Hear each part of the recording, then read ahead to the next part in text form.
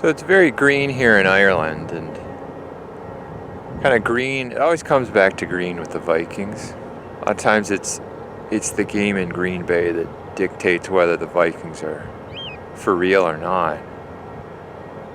Think back to 2000. I think they started 7-0.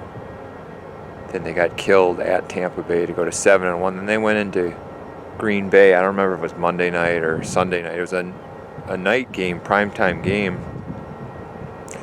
They had a chance to win it with a field goal at the end, and Mitch Berger bobbled the snap or something. And then we all remember the Antonio Freeman butt catch, whatever, deflection. When that play happened, you kind of knew, okay, this wasn't the Vikings year. The back of Antonio Freeman. Watch him, right on his left. Watch his left arm bring the ball up in the air, and he plays 6 inches off the grass. What unbelievable awareness.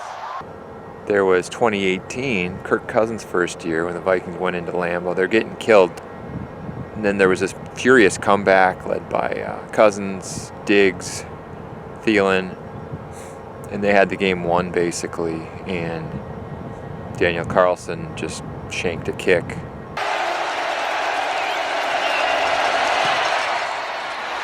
He missed it again!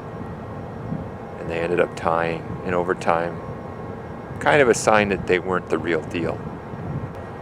And you can kind of see part of the reason they were losing 28-7 is because Laquan Treadwell was on that team. You got Laquan Treadwell, you're not the real deal. 2022, Vikings actually went to Lambeau late in the season, and they had all those comebacks, and they had a really good record. They went into Lambeau. Jair Alexander got in everybody's head, and they got killed. Those are 3 times when the Vikings were seemingly really good, but it was that game at Lambeau that really showed they weren't the real deal.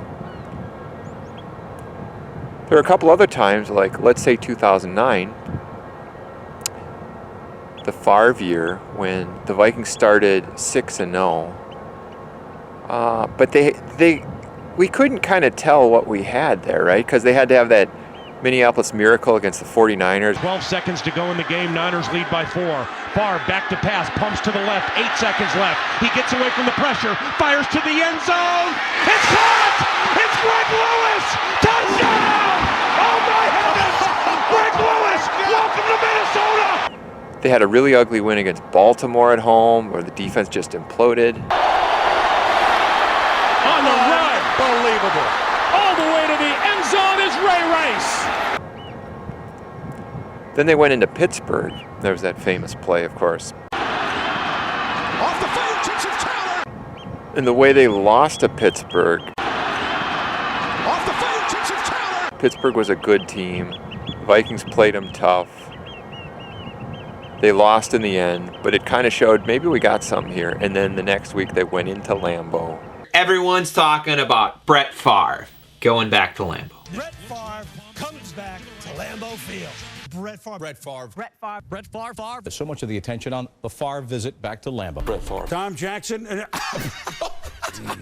Brett Favre. A very relaxed Brett Favre. Favre. Brett Favre. Brett Favre. Brett Favre. Brett Favre. Brett Favre. Brett Favre. Lurch from the Addams family. Brett Favre makes his long-awaited voyage back to Green Bay. Brett Favre. Brett Favre. Brett Favre. Yeah, I do feel kind of sexy today. Well, Brett Favre. Brett Favre. Brett Favre. Brett Favre. For you too. What should we call you? Brett Favre. And they won at Lambeau. Favre, a short drop. Catch is made and close to the end zone. Touchdown, Bernard Berrien. And that kind of established, okay, these guys are the real deal. And not for a couple plays, like 58 fumbles by Adrian Peterson in the NFC Championship game, they would have gone to the Super Bowl. And the last example. First down from the 48-yard line. Randall going deep again, adjusting his Moss, and then Randy Moss squeezes his way in for the touchdown. It is unbelievable. Vikings going into Lambeau. Screen. Smith gets a block. Picks up the first down, heading for the end zone. Touchdown, Minnesota. 1998. They're 4-0. I think they were 4-0.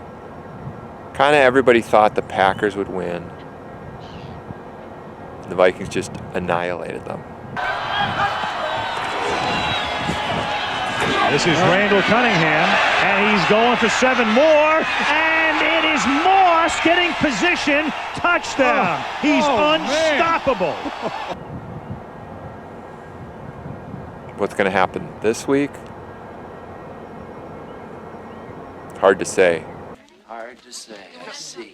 Well, is it as hard to say as, oh my God, help me, there's a man in my office with a flamethrower?